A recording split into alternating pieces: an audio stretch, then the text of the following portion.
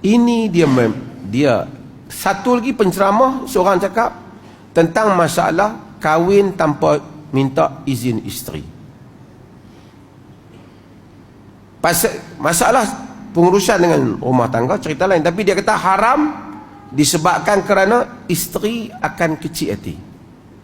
Jadi apabila isteri sakit hati, jadi haram sebab menyakitkan hati isteri. Agama dia tidak seperti itu. Semudah itu kesimpulan hukum. Orang kecil hati nak kena tengok. Saya bukan suruh tuan-tuan menikah tanpa hak beritahu. Saya nak cerita kaedah penghukuman itu. Bukan saya suruh tuan-tuan hang bini kita cium tengkok kita supaya malam pagi besok nak tunjuk kat pejabat kita. Bukan. Saya nak cerita cara hukum diuruskan. Kita beli kereta baru. Jiran sebelah kita kecil hati ataupun sedih sebab kita beli kereta baru. Adakah haram kita beli kereta baru sehingga dia sakit hati?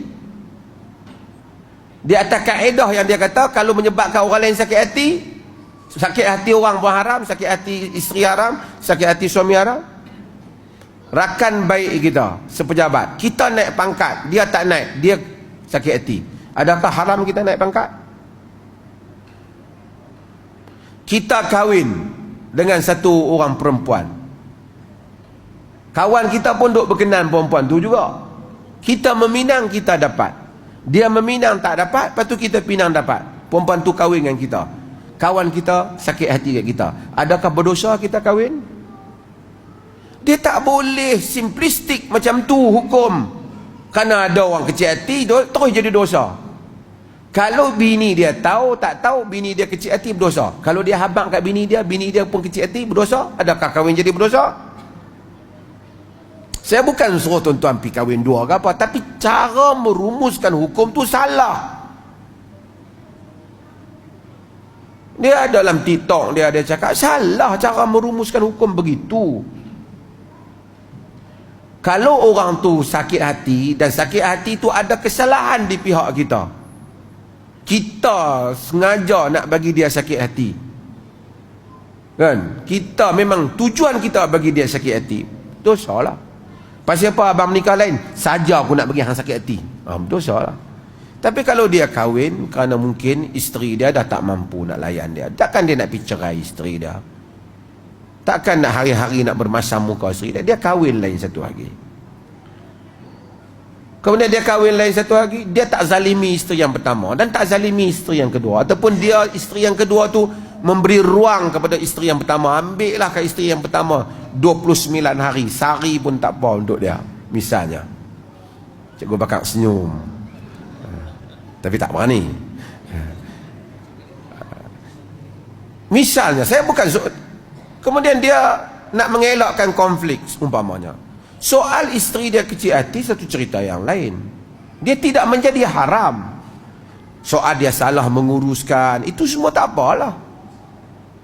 Tapi bukan soal perkahwinan jadi haram. Mana kau tidak haram lah Nabi kahwin dengan Juwairiyah. Aisyah duk agak ada, Aisyah tak kahwin Juwairiyah kerana Juwairiyah cantik, kata Aisyah. Nabi kahwin kerana nak kabilah dia dengan Nabi SAW. Nabi Juwairiyah tu sendiri cantik. Jadi ini semua kesimpulan orang ni bila dia, inilah masalahnya bila dia masuk ke medan nak ceramah, tuan-tuan marilah semayang, tak apalah. Tapi bila dia tu pun dia patut ceramah, ajak tuan-tuan marilah kita semayang, Allah suruh kita semayang, it's good. Tapi bila dia mula memperkatakan tentang hukum hakam solat, yang dia tak baca hadis tak apa, masalah. Dulu ada satu penceramah, lama penceramah ni terkenal dulu sebab dia panggil kat saya bapak syaitan. Dia panggil, tak tahu ada lagi ke tak penceramah ni. Lepas pada tu ada takdir Allah, kebetulan dengan satu peristiwa, media pula pergi panggil kat dia bapak syaitan. Dia tak peristiwa yang lain, bukan kerana saya, jadi mungkin patah balik kat dia. Tapi saya dengar dia kata, dia cerita, dia kata ada orang menentang kenduri arwah. Pada zaman Nabi banyak kenduri, mungkin salah satunya kenduri arwah. Begitu saja diandaikan. Pada zaman Nabi banyak orang buat kenduri, mungkin kenduri arwah. La ilaha illallah, mudah sangat. Lepas tu awak hantar orang buat kenduri, mungkin kenduri pecah perut. Come on lah, agama bukan you boleh andai macam tu. Ramai orang buat, kita andaikan, lepas tu kita andaikan benda yang tak ada di atas andaian. Out of blue, you mari-mari buat situ andaian. Tak boleh.